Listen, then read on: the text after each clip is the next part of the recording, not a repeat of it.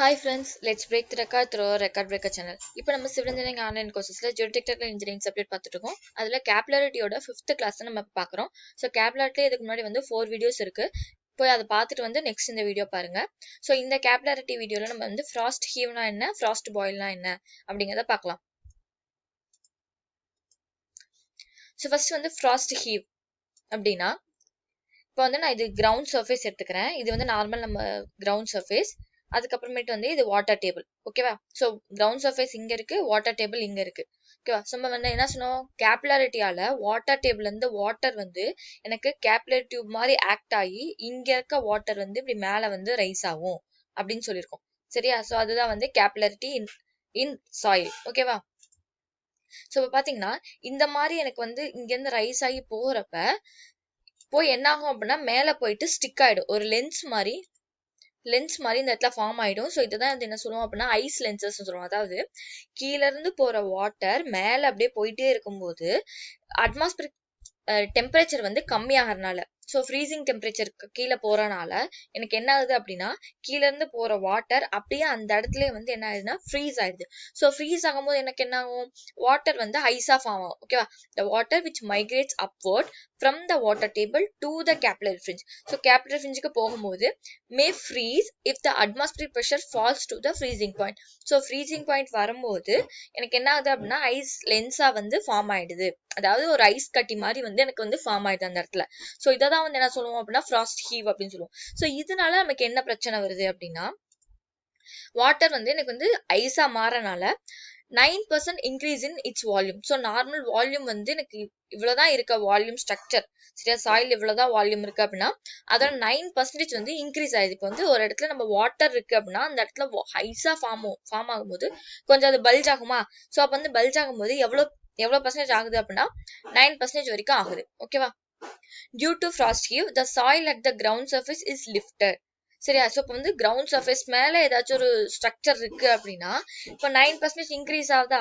அப்போ வந்து கிரவுண்ட் வந்து 9% இன்க்ரீஸ் ஆகும்போது அதுக்கு மேல இருக்க ஸ்ட்ரக்சரும் என்ன ஆகுது அப்படின்னா டிஸ்டர்ப் ஆகுது, சம் லிஃப்ட் ஆகுது, கொஞ்சம் தூரம் வந்து மேல ஏறுது.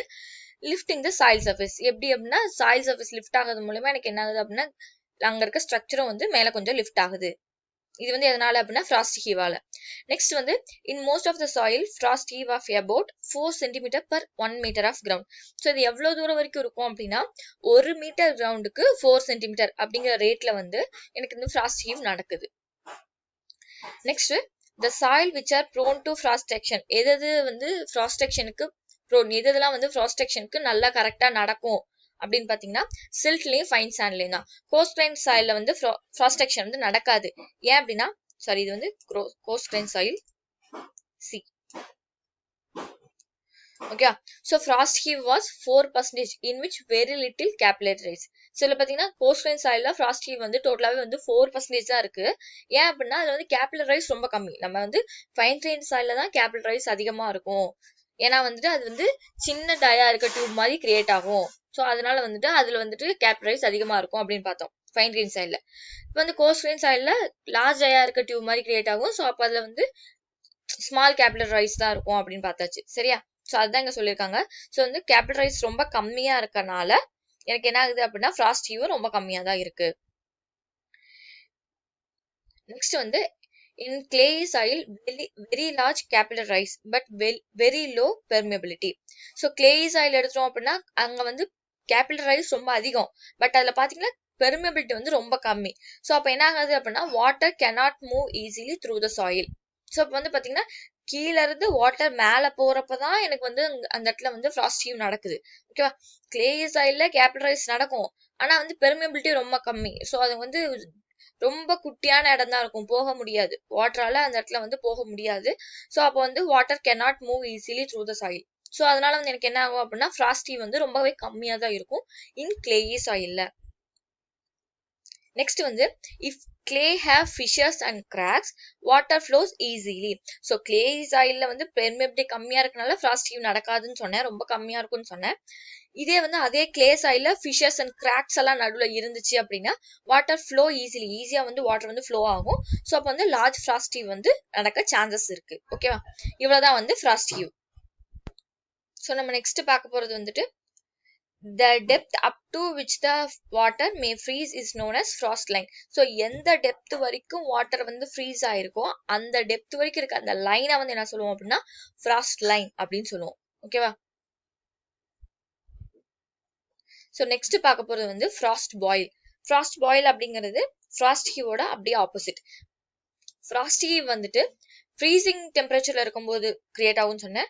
ஃப்ராஸ்ட் பாயில் வந்துட்டு எனக்கு வந்து டெம்பரேச்சர் வந்து அதிகமாகும் போது, சரியா? அது எப்படி நடக்குதுன்னா, இப்ப எனக்கு இதுதான் சாயில்ல வந்துட்டு எனக்கு வந்து இந்த மாதிரி லென்ஸ் வந்து ஃபார்ம் ஆயிடுச்சு. ஓகேவா? ஐஸ் லென்சஸ் எதனால?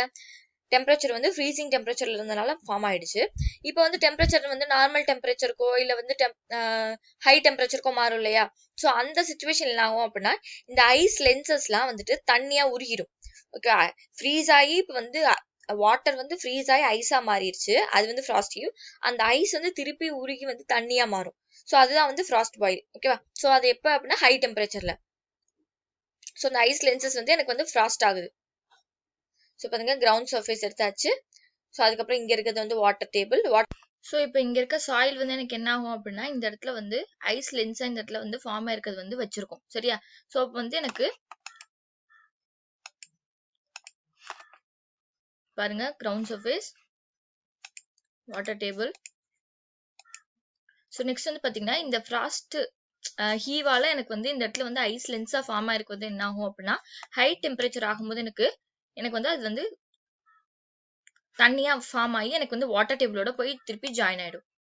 ஓகேவா? ஸோ இது வந்து எப்படி நடக்கும் அப்படின்னா அப்பர் சர்ஃபேஸ்ல இருந்து லோவர் சர்ஃபேஸ், ஸோ மேல இருக்க சர்ஃபேஸ்ல இருந்து கீழே இருக்க சர்ஃபேஸ் வரைக்கும் நடக்கும். ஸோ இதனால என்ன ஆகும் அப்படின்னா இந்த இடத்துல இந்த சாயிலோட ஸ்ட்ரென்த் வந்து கம்மியாகும். சரியா? ஸோ நார்மலா வந்து அந்த இடத்துல ஐஸ் லென்ஸ் ஆயிருக்கு, ஐஸ் லென்ஸ் ஃபார்ம் ஆயிருக்கு. அந்த ஐஸ் லென்ஸ் ஃபார்ம் ஆனதுக்கு அப்புறம் தண்ணியா திருப்பி வந்து வெளில வந்துருது. சரியா? ஸோ அப்ப வந்து அந்த இடத்துல இருக்க சாயிலோட ஸ்ட்ரென்த் வந்து கம்மியாயிடுது இந்த ப்ராசஸ் நடக்கும்போது. ஓகேவா? ஸோ இந்த இடத்துல வந்து சாயிலோட ஸ்ட்ரென்த் வந்து ரொம்பவே வந்து கம்மியாயிட்டு வந்துருது. ஸோ இதுதான் வந்து என்ன சொல்லுவோம் அப்படின்னா ஃப்ராஸ்ட் பாயில் அப்படின்னு சொல்றோம். ஓகேவா? So after the occurrence of the frost heave, if the temperature rises the frozen soil is thawed and the water is liberated. So இப்போ வந்து frozen soil வந்து எனக்கு என்ன ஆச்சு அப்படின்னா வந்துட்டு இப்போ வந்து வாட்டரா வந்து ஃபார்ம் ஆகி வந்து வாட்டர் டேபிளோட சேர்ந்துருச்சு. சரியா? ஸோ இதை தான் வந்து ஃப்ராஸ்ட் பாயில்னு சொல்றோம். thawing process starts from the upper layer and moves downwards. So எனக்கு அப்பர் லேயர்ல இருந்து டவுன்வர்ட்ஸ்ல வந்து மூவ் ஆயிட்டே வந்துடும். சரியா? So the strength of the soil in the upper layer reduced due to its softening. So இந்த மாதிரி போயிட்டு வரனால சாயில் அந்த இடத்துல வந்து சாஃப்ட் ஆயிடுது. ஸோ சாஃப்ட் ஆகிறதுனால அந்த இடத்துல வந்து ஸ்ட்ரென்த் வந்து கம்மியாயிடுது. The process of softening of soil due to liberation of water during thawing. So இதுதான் வந்து frost boil அப்படின்னு சொல்றோம். Frost boil affects the structures rest in the ground, especially on highways. இப்போ எப்படி frost heave வந்துட்டு அந்த ஸ்ட்ரக்சரை வந்து லிஃப்ட் பண்ணும் அப்படின்னு சொல்லி பார்த்தோமோ அதே மாதிரி frost boil வந்து ஸ்ட்ரக்சரை வந்து டிஸ்டர்ப் பண்ணுது.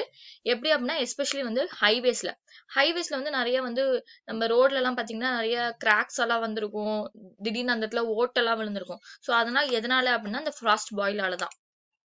A hole is formed in the pavement due to extrusion of soft soil. So soft soil வந்து extrusion ஆகனாலையும் and the water under the action of wheel load. So soft soilனாலையும் வாட்டராலையும் எனக்கு என்ன ஆகுது அப்படின்னா அந்த பேமெண்ட்ல வந்து ஹோல் மாதிரி வந்துருது. ஏன்னா வந்து நம்ம வீல் லோட் வந்து கண்டினியூஸா இருந்துட்டே இருக்கும் அந்த பேமெண்ட்ல. ஸோ அதனால எனக்கு என்ன ஆகுதுன்னா அந்த இடத்துல வந்து ஹோல் மாதிரி ஃபார்ம் ஆயிடுது. In extreme cases pavement breaks. சரியா? ஸோ சம் எக்ஸ்ட்ரீம் கேசஸ்ல என்ன ஆகும்னா அந்த பேமெண்ட் வந்து உடஞ்சே போயிடும். அங்க வந்து there is ejection of subgrade soil கூட, சப்கிரேட் இருக்க சாயில் கூட எனக்கு வந்து வெளியில வந்துடும். சரியா? ஸோ இதெல்லாம் எதனால நடக்குது அப்படின்னா ஃப்ராஸ்ட் பாயிலால தான் நடக்குது. CGS not affected by frost boil. எப்படி வந்து ஃப்ராஸ்ட் ஹீவ் வந்து சிஜிஎஸ்ல நடக்காதுன்னு சொன்னமோ அதே மாதிரி ஃப்ராஸ்ட் பாயிலும் எனக்கு வந்து கோஸ்ட் சாயில்ல நடக்காது. Because quantity of liberated water small. சரியா? முன்னாடி பார்த்துமே தான் லிபரேட்டட் வாட்டர் வந்து ரொம்ப கம்மி. ஸோ வந்து வாட்டர் கூட சீக்கிரமா ட்ரைன் ஆயிடும். ஸோ அந்த இடத்துல போய் ஃப்ராஸ்ட் ஆகிற சுச்சுவேஷனே வந்து இதுல நடக்காது. Soil most prone to soft soil என்னென்ன அப்படின்னா சில்ட் சாயில் தான் ரொம்பவே வந்து எனக்கு வந்து சாஃப்ட் சாயிலா மாறதுக்கு ரொம்பவே வந்து ஃப்ராஸ்ட் பாயில் ஆகிறதுக்கு ரொம்பவே ப்ரான் ஆகுறது.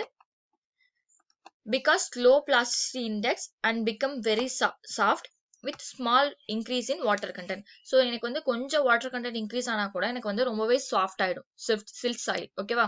ஸோ அதனாலதான் வந்து இதுல வந்து ஃப்ராஸ்ட் பாயில் சீக்கிரமாவே நடக்குது. நெக்ஸ்ட் வந்து கிளே சாயில் லெஸ் அஃபெக்டட் தென் சில்ட். ஸோ வந்து எனக்கு வந்து சில்ட்டை கம்பேர் பண்ணும்போது கிளே வந்து ரொம்பவே கம்மியா தான் வந்து என்ன ஆகுது அப்படின்னா அஃபெக்ட் ஆகுது. ஏன் அப்படின்னா clay has the quantity of liberated water small. நம்ம முன்னாடி பார்த்த மாதிரி தான் கிளேக்கு வந்து லிபரேட்டட் வாட்டர் ரொம்ப கம்மி. ஸோ அப்புறம் பிளாஸ்டிசிட்டி இண்டெக்ஸ் கூட அதிகம். சில்ட்ல வந்து பிளாஸ்டிசிட்டி இண்டெக்ஸ் கம்மி, இங்க வந்து பிளாஸ்டிசிட்டி இண்டெக்ஸ் வந்து அதிகம். சரியா?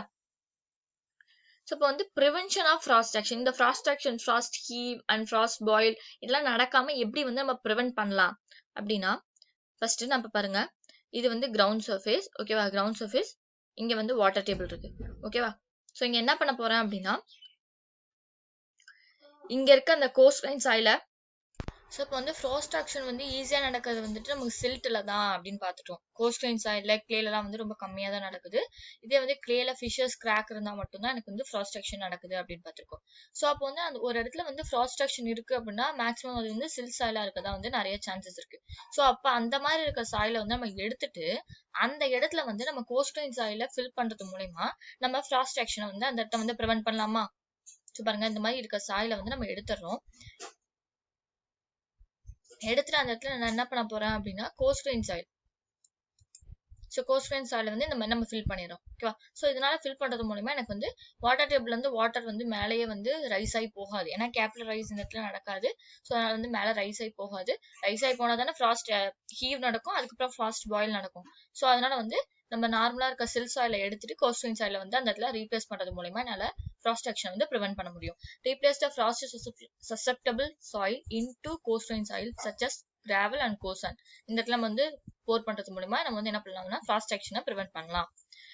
சரியா? ஸோ இது வந்து பாத்தீங்கன்னா not economical owing to large quantities of soil involve. இதுல பாத்தீங்கன்னா ரொம்ப எக்கனாமிக்கல்லாம் கிடையாது. ஏன்னா இது வந்து நிறைய பெரிய ஒரு லார்ஜ் சைஸ் ஆஃப் சாயில் வந்து நம்ம நிறைய ஆட் பண்ணும்போது ரொம்ப வந்து இது எக்கனாமிக்கல் கிடையாது அப்படின்னு சொல்றாங்க. சரியா?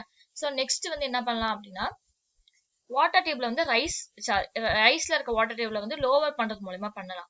ஸோ பாருங்க, ஸோ இது வந்து கிரவுண்ட் சர்ஃபேஸ். ஓகேவா? ஸோ அதுல வந்து இங்க வந்து என்ன இருக்கு, சாயில் இருக்கு. ஸோ இது வந்து ஒரிஜினல் வாட்டர் டேபிள். ஓகேவா? ஸோ வாட்டர் டேபிள் கீழே ஃபுல்லாவே வந்து எனக்கு வாட்டர் இருக்கு.